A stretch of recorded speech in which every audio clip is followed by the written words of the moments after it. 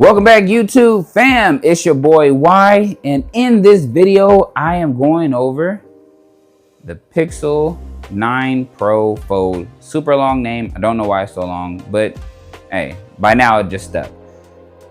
And let me give you a little bit of background into last year, why I didn't do this last year. So as you know, OnePlus Open came out in 2023. I got it then. Then we go into 2024. And I was looking forward to the next OnePlus Open. Didn't really come out with one. It came out with the Apex edition, which that wasn't a new phone. That was the same phone with just higher storage and a different colorway, which was nice, but not worth the money. So I decided to transition from OnePlus to Samsung. Why? Is because they were coming out with this watch. And I figured, why not just put everything in the same UI? In the same in the same universe per se. So what I did is I got the phone and the watch so that way I could use the Galaxy Z Fold 6 along with the Watch Ultra to see if I liked it, because I was even thinking about getting the Galaxy Ring.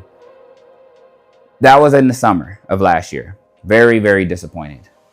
So I kept the watch and I sold the Z Fold 6. I just didn't, it's still narrow. You could say that you expanded it, that thing was still narrow.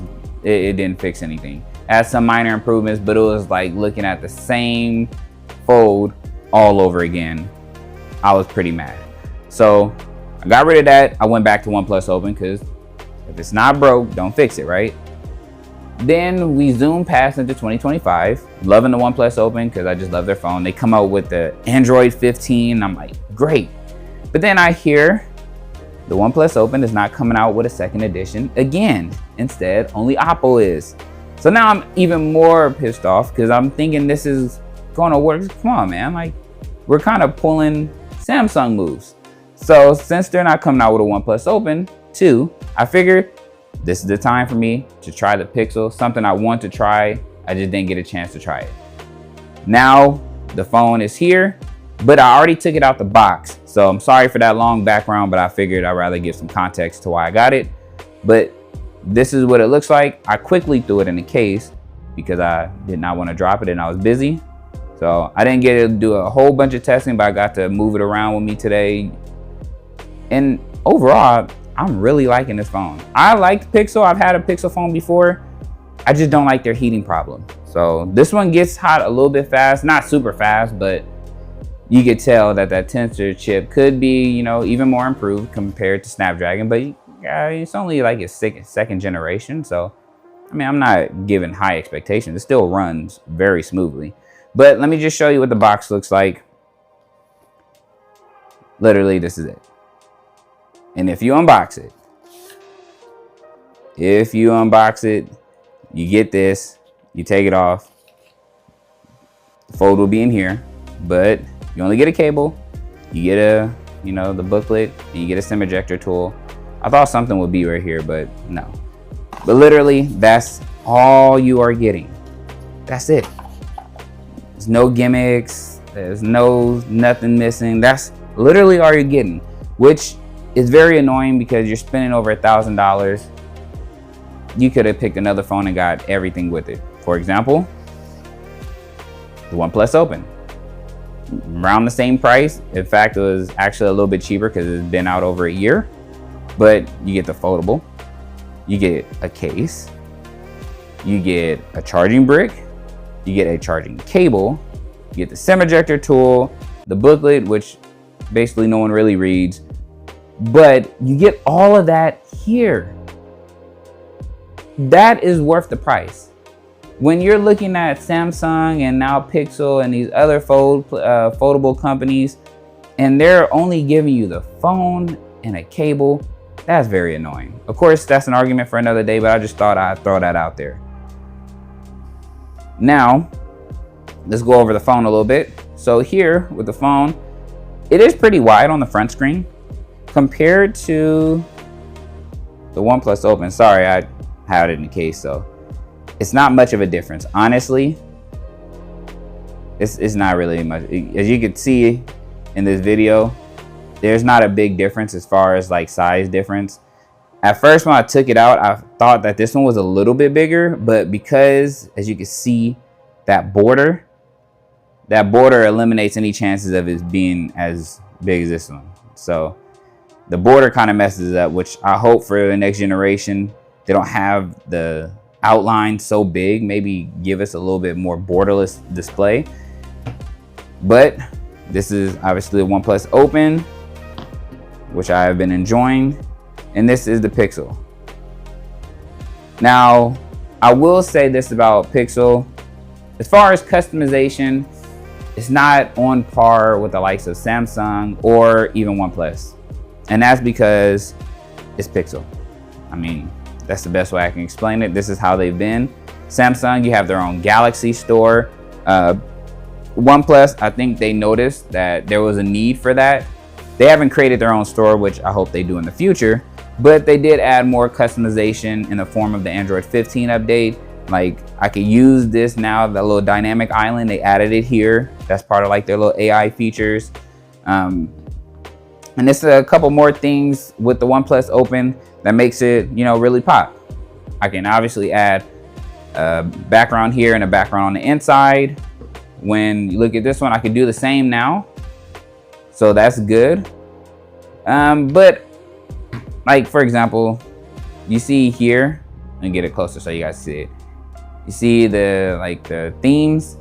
I haven't tried to change these yet, but in the Pixel, I had a little bit hard time doing it. And I think that's when I had the 7. So, matter of fact, come to think of it, let's see if we can do it. So, I have this Auric icon package. Let's just see, since you guys are all here with me, if I can apply that. Let's see, can I apply it here? No, I'm not seeing it. Oh wait, it says Pixel. Launcher incompatible. So I show that to you. The Google Now launcher doesn't support icon packs unless paired with awesome shortcuts. So, okay, so I have to install something else literally to get an icon pack. I didn't have to do that on the OnePlus, and I dang sure didn't have to do it on Samsung because they have their own store. So that's kind of what you have to deal with. Like, Google sets the standard of being like the, what's the best way of saying it? I guess you say like the default of everything. So you get the default of icons, the default settings compared to likes of like OnePlus and Samsung and other companies kind of let you customize a little bit. They're trying, so they added a little bit more. One thing I like the most about this, don't call me strange obviously, but I have kids, and when I saw this in the trailer for this, I was like, oh, I gotta try it. So when you open it up, as you can see here, when you open this thing up, if you go to the camera, so I'm in the camera, right? I'm gonna put that there. So I'm in the camera. Now here, you click this, boom. And you have the dual screen preview. So that's one.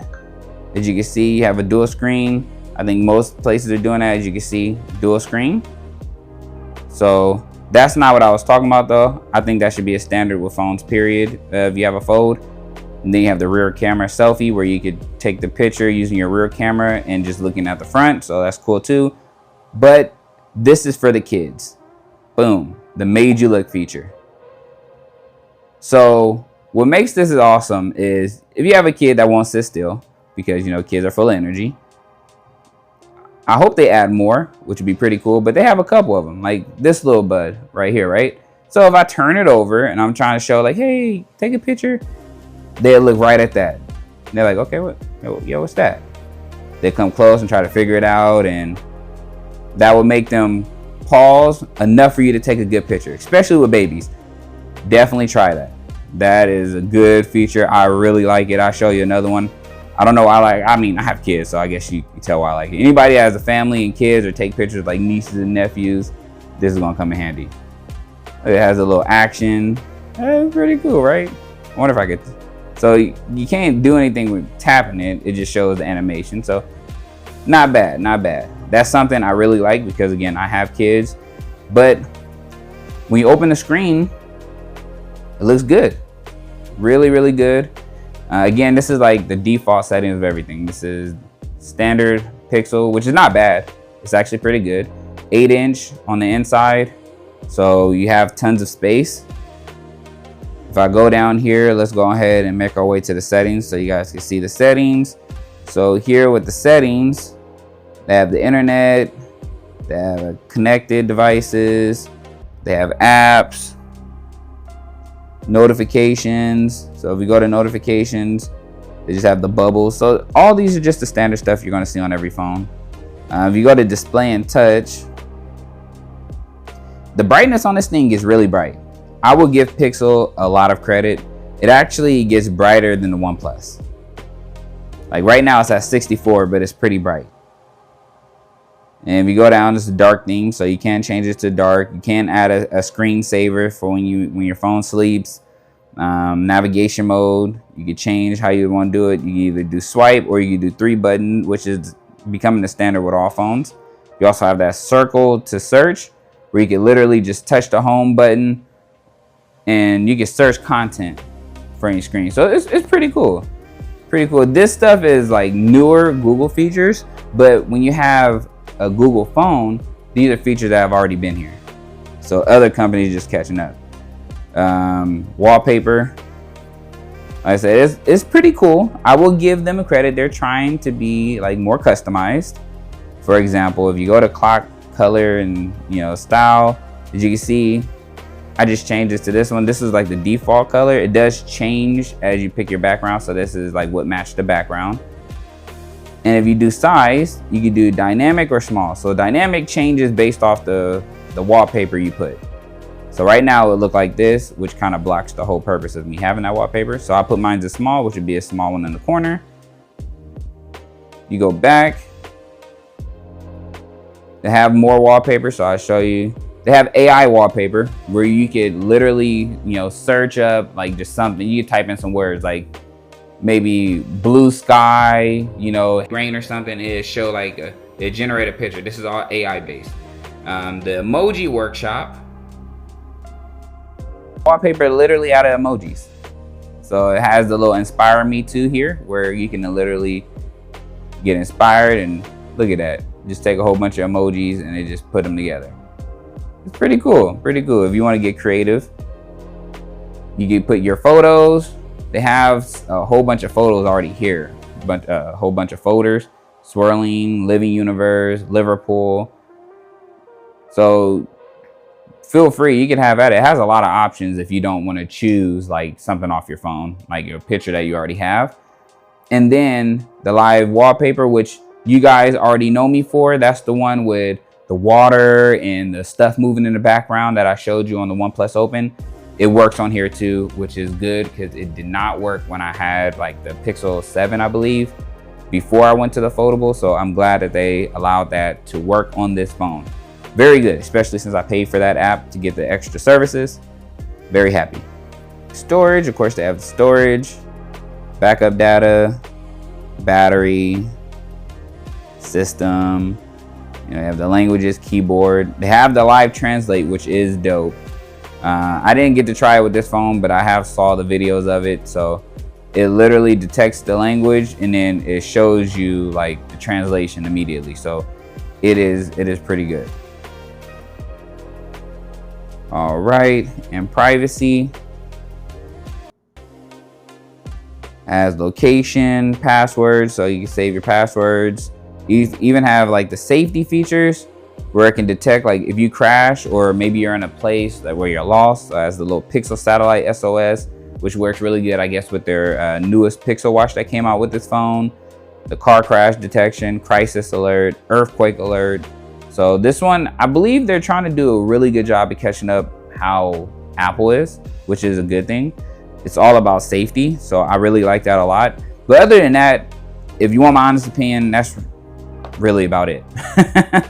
So, and that's mainly because you have to customize the phone to be your phone. Like go through the settings and stuff to, enjoy what would you like to enjoy with your phone. And that's kind of like the same thing I said with the OnePlus Open. Make it your phone. Customize it, add those wallpapers, buy some skins. I have a skin on the way to put on the back. As you know, I always put skins on here. The glass screen protector to go on this camera is gonna get here tomorrow. And then I have another case coming. Maybe I'll make a video about that as well. It's like a Harley Quinn and Joker case. But overall, do I like this phone? I do like it. I do wish that it had like stylus support like the OnePlus Open does, and like the Z Fold maybe in the future it will. But I don't really use it that much anyway to like think that's a big downer. But I really do like the phone. If you are a Pixel user, then feel free, go for it. If you do have OnePlus right now, so I will say this. If you have the OnePlus Open, should you change and go to this phone? The answer is no. Yeah, it's a no. If you have the OnePlus Open and you can hold out until next year where they come out with the OnePlus Open 2, keep the OnePlus Open. The phone has not got worse, it's got even better, especially with Android 15. If you do want to like if you're like me and you want to just try other phones, then try the Pixel 9 Pro Fold if you haven't tried it yet. Or wait until later this year and get the newest one that comes out, or the newest Samsung that comes out. My hope is that Samsung comes out with the Fold that they came out with last year in South Korea, where it was longer. And then I might actually go back to that. But if not, it is what it is. So overall, that's my thoughts. That was just a quick unboxing and me just having a discussion with you all on my thoughts about the Pixel 9 Pro Fold. But let me know what's your thoughts. If you have any questions or concerns, drop it below. Anything I can improve on, drop it below. I know this video probably could have been a little bit faster, but I thought I'd do a little bit of talking, have a conversation with you guys too. So take care, YouTube fam. Hit that like button. Please join the family. Let's keep growing. All right, take care, YouTube fam. Peace.